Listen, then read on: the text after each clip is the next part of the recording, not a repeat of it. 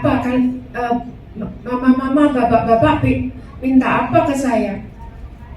Minta kapal, mama. Oke, kapal. Terus jadi nanti kita tiap distrik ini kita akan buat untuk dikasih kepala nggak mau, dikasih tutup nggak mau, maunya terbuka. Saya juga mikir kalau terbuka ini di atas ular, kiri kanan. Tuh, pas kita lewatin, dok, apa itu? Saya bilang, buaya mama. Udah, tapi sekarang sudah kenal baik, sudah kenalan saya sama buaya, jadi dia baik-baik saja sama saya. Nah, tapi saya sampaikan, kita buat kapal, tapi kita harus buat sendiri. Nah, yang berat di situ justru. Karena kemudian, mohon maaf para dosen, mahasiswa ikut ke sana, ada lag budaya juga yang cukup berat. Jadi ternyata tidak mudah ya Pak ya. Ngajari tidak mudah. Kalau mahasiswa di sini, wah gini, langsung jalan. Kalau di sana enggak. Sekarang ini kita lagi menyiapkan mikrohidro di Pegunungan Bintang. Jadi sudah nggak bisa. Satu-satunya alat transportasi hanya dengan pesawat kecil. Sudah nggak bisa, jadi kita harus pikirkan.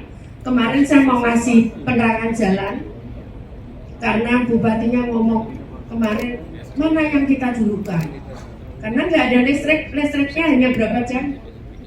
Aduh, 6 jam ya, listriknya hanya 6 jam. Maka rumah sakit hidupnya ya 6 jam itu lah. Jadi kalau sudah dianggap sakit, udah di 6 jam udah dianggap sembuh Pak, disuruh pulang. Jadi itu benar Pak kejadian. Waktu melahirkan nggak ada listrik, akhirnya mobil Pak dipakai lampunya untuk melahirkan itu. Jadi itu karena itu kita akan menyiapkan mikrohidro untuk saudara-saudara kita di Pegunungan Bintang, juga di Puncak Jaya. Mak arek Surabaya, Bu Risma. Mak bonek. Ya. Dari dulu saya tahu benar Bu Risma ini benar-benar peduli. Bonek di Surabaya dan juga peduli sama nasibnya arek-arek Surabaya. Mulai dari, saya sedikit cerita, mulai dari SMA waktu pemindahan kewenangan dari Pemkot ke Pemprov, Bu Risma juga mendampingi, mengirim 33.000 surat. Saya juga ada di dalamnya Bu, bersama Aliansi Pelajar Surabaya waktu itu. Mas, jangan lupa namanya siapa, dari departemen apa? Perkenalkan, saya Albert Kurniawan dari Teknik Instrumentasi Angkatan 2019. Tadi disuruh dosen bilang kelasnya kelas A. Saya ingin menyampaikan Bu, sebenarnya dari teman-teman ini, kami kan dari vokasi, D4 Teknik Instrumentasi. Kami ini selalu diajarkan untuk saat membuat sesuatu, saat mau melakukan penelitian akan sesuatu, itu pastikan kegunaannya untuk apa. Pastikan latar belakangnya jelas, dan saat alat ini jadi, itu bisa membantu banyak orang di sekitar. Itu yang selalu diajarkan pada kami.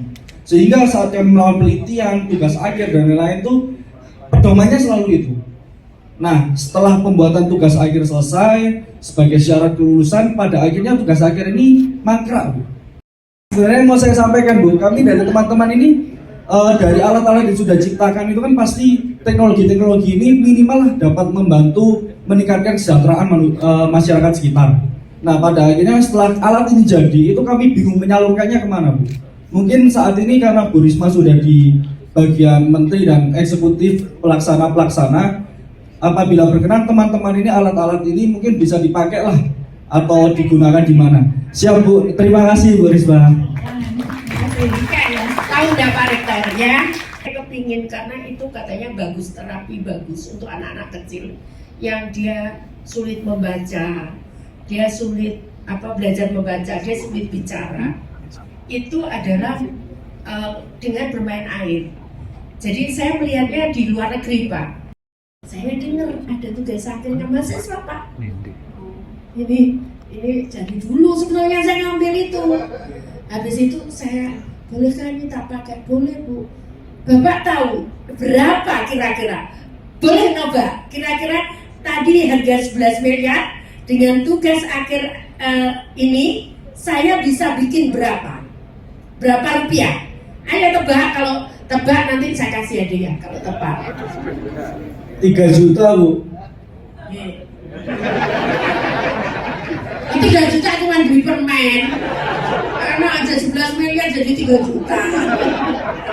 Ayo siapa yang Ayo, bisa menang? ya. Berapa ya? 11 miliar itu ada teknologinya untuk ngatur air itu. Itu sama bukan desainnya loh, sama fisiknya.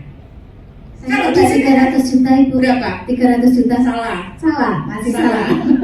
Ayo berapa ayo? Nah, itu karena ada otomatiknya yang untuk lompat berapa? 3M. 2M Bu. Makasih. Berapa? Salah. 50 juta. Loh. Jadi saya bikin 50 juta udah lompat-lompat. Itu sisanya itu di Taman Bungkul itu. Saya bisa buat lagi agak besar di depan balai kota. Itu harganya 200 juta. Saya bikin 4. Tak besar karena kiri kanan, kiri 2, sana 200 juta saya bikin. Di Bungkul itu kecil 50 juta saya bikin. Itu tugas akhirnya masih saya rayu-rayu. Boleh ya tak pakai ya, boleh ya tak pakai ya. Terus iya Bu katanya, ya Bu pakai aja Bu.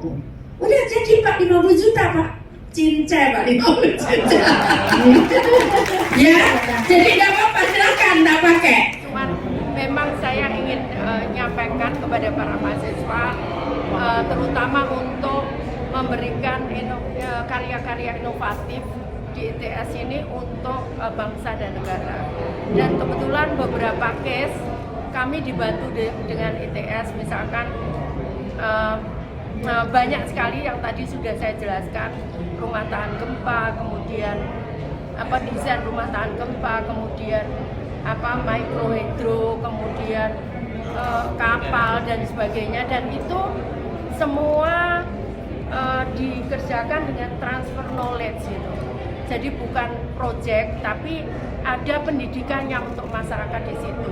Itu yang beda, dan saya terima kasih sekali kepada Pak Rektor karena teman-teman ITS juga mendampingi, meskipun saya tahu medannya tuh berat sekali. Ya kalau sekali 2 kali, tapi medannya berat sekali. Yang kita ada tugas akhirnya anak-anak, apa ya, kita mau bikin apa itu saya udah jadi menteri. Kalau yang saya jadi wali kota udah banyak sekali saya ngambil dari tugas akhir itu, karena ternyata lebih murah dan lebih mudah, dan hasilnya juga nggak kalah gitu. Itu air mancur lompat-lompat itu kalau beli mahal sekali tuh software-nya. Sudah kita udah kerja sama lama. Karena itulah kita buat macam-macam kapal, kemudian motor listrik, sepeda motor listrik yang nanti akan udah jadi 34 ya.